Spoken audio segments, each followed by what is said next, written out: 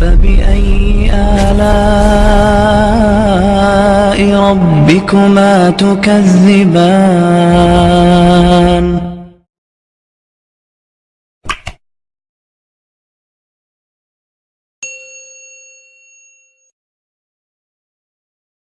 ایمان کی وہ سطح نہیں ہے جو کھڑا کر دے حکم پر۔ نماز کا کس کو نہیں پتا کہ فرض ہے، کیوں نہیں پڑھتے؟ ایمان کا سرمایہ تھوڑا ہو گیا ہے۔ پردے کا کس کو نہیں پتا کہ مسلمان عورت کے لیے پردہ فرض ہے، عین ہے، کیوں نہیں پردہ ہو رہا؟ سرمایہ کوئی نہیں، پیسے کوئی نہیں، اور پیسے سے چیز خریدی جاتی ہے، ایمان سے چیز خریدی جاتی ہے، اطاعت ایمان سے آتی ہے، کیوں پردہ اٹھ گیا؟ ایمان کی حرارت۔ ایک عورت جب 5 ہجری میں پردے کا حکم آیا تو رات کو حکم آیا، کسی کو پتہ چلا کسی کو نہیں چلا۔ فجر کی نماز میں عورتیں بھی آتی تھی مسجد میں، ایک الگ جگہ بنی تھی۔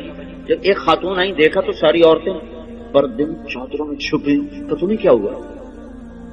کہنے کی تجھے خبر نہیں رات کو پردے کا حکم آ گیا؟ کہ اچھا مجھے تو کوئی پتہ نہیں تھا، رات کو اللہ نے کہہ دیا ہے۔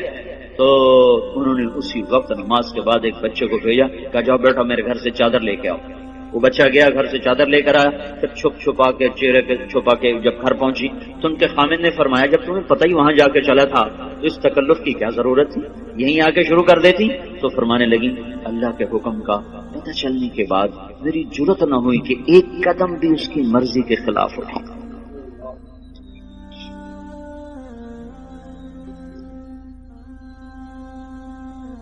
اب چونکہ ایمان کی حرارت ہے نہیں، ایمان کی طاقت کمزور ہو چکی ہے، تو ہیلے بہانے اور لچر عذر۔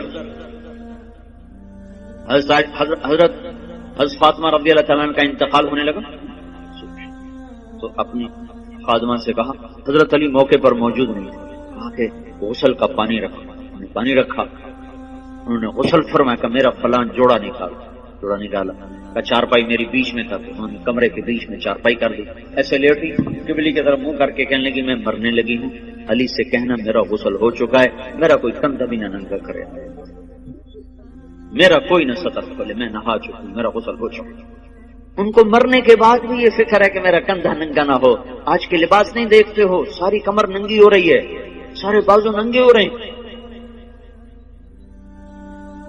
یہ مغرب کی بیٹیاں بن کے عزت پانا چاہتی ہیں، مغرب کی عورت نے آزاد ہو کر بڑا دکھ پایا ہے، مجھے میرے رب کی قسم، اس کی آزادی نہیں، ہلاکت ہے، ہلاکت۔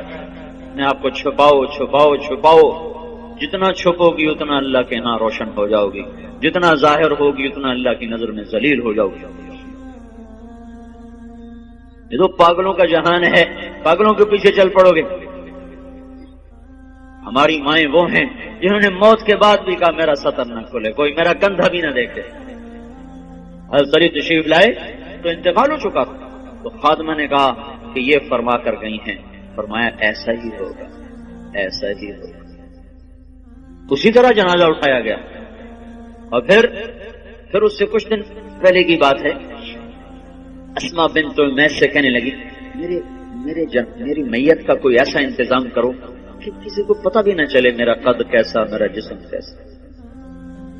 تو انہوں نے کہا میں نے حبشہ کی ہجرت کی تھی، تو وہاں عورت کو دفن کرنے کے لیے، عورت کی میت اٹھانے کے لیے ہوتا ہے کہ وہ چارپائی کے اوپر ایسے وہ لکڑیاں جو لچکدار ہوتی ہیں وہ اس طرح پھنسا دیتے ہیں، اس کے اوپر چادر ڈال دیتے ہیں، تو اس سے وہ سارا وجود اندر چھپ جاتا ہے، پتہ ہی نہیں چلتا قد کیا ہے، موٹائی کیا ہے اور چھوٹائی کیا ہے۔ کہ بس میرے ساتھ بھی ایسا ہی کرنا۔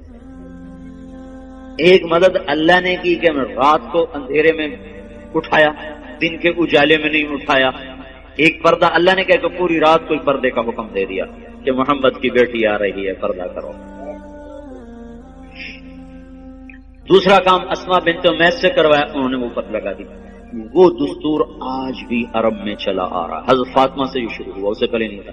یہ جو جنازہ اٹھتا ہے، آپ لوگ دیکھو حرم میں جو جنازہ ابھرا ہوتا ہے وہ خاتون کا ہوتا ہے، اس کے اوپر انہوں نے کور لگایا ہوتا ہے۔ دیکھنا جو لوگ جاتے ہیں حج پہ، تو میں تو کئی سال سے جا رہا ہوں، کر یہ پڑھا بھی تھا، وہ دیکھا بھی ہے کہ جب خاتون کا جو جنازہ ہوتا ہے ویسے ابھرا ہوتا ہے، اور جو مردوں کا جنازہ تو ایسے سیدھا ہوتا ہے، وہ ایسے اونچا کیا ہوتا ہے تاکہ یہ عورت کس قد و قامت میں ہے وہ بھی پتہ نہ چلے۔ اسلام ایسے حیاؤں والا طریقہ زندگی بتاتا ہے کہ ہماری عورت کا مرنے کے بعد بھی پردہ ہے، یہ زندہ ہو کے باہر نکل رہی ہیں، کون ان کو سمجھائے؟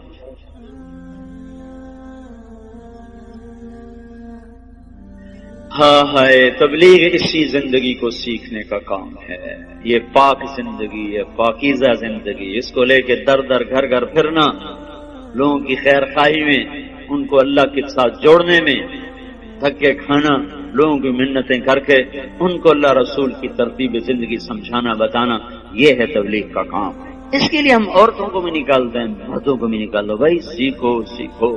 اوپر سے ہواؤں کا تیور بدلا ہوا ہے، پانی بکھر چکا ہے، زمین بے لگام ہونے کا ہے، سمندر اچھل اچھل کے اپنے غصے کا اظہار کر رہے ہیں، اللہ تعالیٰ کی طرف سے نشانیاں ظاہر ہو رہی ہیں کہ یا سیدھے ہو جاؤ یا پانی کی لگام کھل سکتی ہے، یا زمین اپنی کروٹ بدل سکتی ہے، یا ہواؤں کی لگام ڈھیلی ہو سکتی ہے، یا چاند سورج کی گردش وہ ہمارے خلاف چل سکتی ہے، اور کوئی اللہ لاؤڈ اسپیکر لگا کے بتائے گا کہ بس کرو، ختم کرو، باز آ جاؤ۔ انہی چیزوں سے اللہ بتائے گا کہ لوٹ آؤ لوٹ آؤ لوٹ آؤ لوٹ آؤ۔ اس لیے بھائیو بہنوں، توبہ کرو اللہ کے دربار میں، مانگو اللہ سے معافیاں، اور اپنی زندگی کو اللہ اس کے رسول کی پاکیزہ ترتیب میں لاؤ اور ڈھالو، اس کو نکل کے سیکھو، گھروں میں اس کی فضا بناؤ، بچوں کو لے کے بیٹھو، ان کو آخرت بتاؤ، جنت بتاؤ، جہنم بتاؤ۔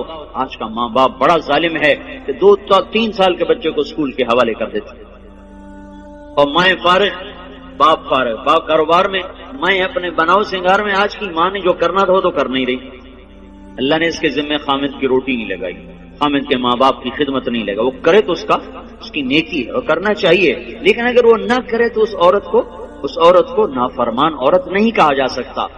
تو پھر اس کے ذمہ کام کیا ہے؟ تھکا دینے والا، کھلا دینے والا، جوڑ جوڑ درد سے پکار اٹھے، وہ کیا ہے؟ نسل کو تیار کرنا۔ یہ اتنا اوکھا کام ہے کہ دانت کے تلے پسینہ آ جائے۔ جو مائیں کرتی نہیں ہے، وہ اپنی طرح جنگل کے پودے کی طرح جوان ہوتے ہیں، جوانوں جب ایسے آنکھ دکھاتے ہیں تو پھر ماؤں کے کلیجے پھاڑتے ہیں۔ جب بیٹی آگے سے بولتی ہے تو ماؤں کی راتوں کی نیند اڑتی ہے، اسے سمجھایا کب تھا، اسے ٹائم کر دیا تھا، بچوں کے ساتھ کب بیٹھے تھے۔ مدرسہ تربیت کی جگہ نہیں ہے، نہ خانقاہ تربیت کی جگہ ہے، نہ تبلیغ تربیت کی جگہ ہے۔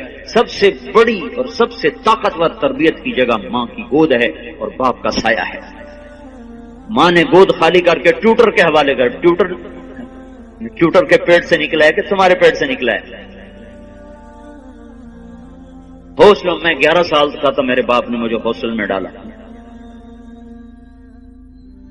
چھوٹے چھوٹے بچوں کو حوصلوں میں دھکا دے دیا، فارغ تو وہ جنگلی جانور کی طرح اور جنگل کے کانٹے دار جھاڑی کی طرح وہ پروان چڑھتے ہیں، انہیں کیا خبر کہ ماں کیا ہے، باپ کیا ہے۔ تو اللہ کا احسان ہوا، تبلیغ کا کام چلا اور اللہ تعالیٰ نے ہمیں راہیں سجھا دی، دکھا دی۔ اپنی اولاد کے لیے وقت نکالو، گھروں میں بیٹھو، صحابہ کی سیرت پڑھو، حضور کی سیرت پڑھو، جنت جہنم کے واقعات سنو، پڑھو، سناؤ، ان کے معصوم ذہنوں میں ڈالو، تو آگے جب چڑھیں گے، پروان چڑھیں گے تو کچھ اپنے اوپر پھلدار ہو کر وہ نکلیں گے، ورنہ تو وہ کانٹے دار جھاڑیاں بنیں گے، کانٹے دار۔ سے وقت دو، اپنے آپ کے لیے وقت نکالو، اپنی نسل کے لیے وقت نکالو، اپنے گھروں کو مسجد بناؤ، گھروں کو مسجد بناؤ۔ زبان کا بول بڑی طاقت رکھتا ہے، زبان کے بول میں اللہ نے اثر رکھا ہے۔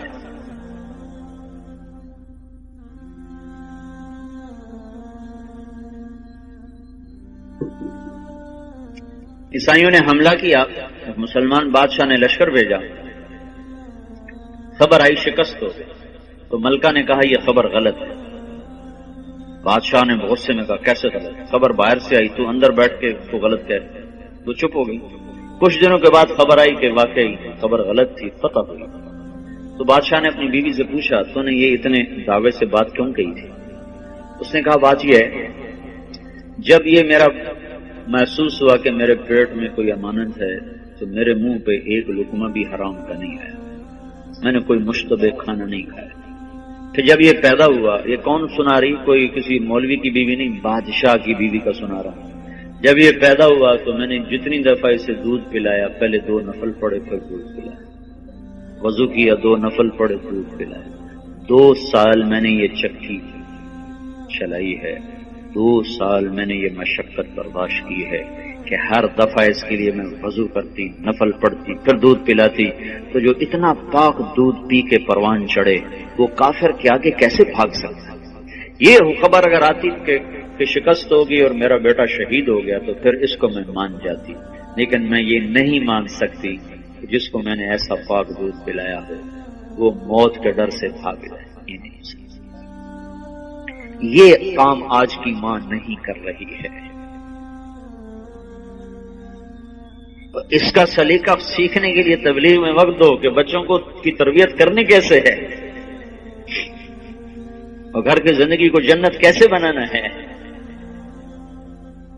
اس لیے بھائیوں بہنوں، پچھلی پہ توبہ کرو، اگلی کے لیے تیاری کرو، اپنے گھروں کو مسجد کا ماحول دو، اپنی زندگی میں پردے کو داخل کرو۔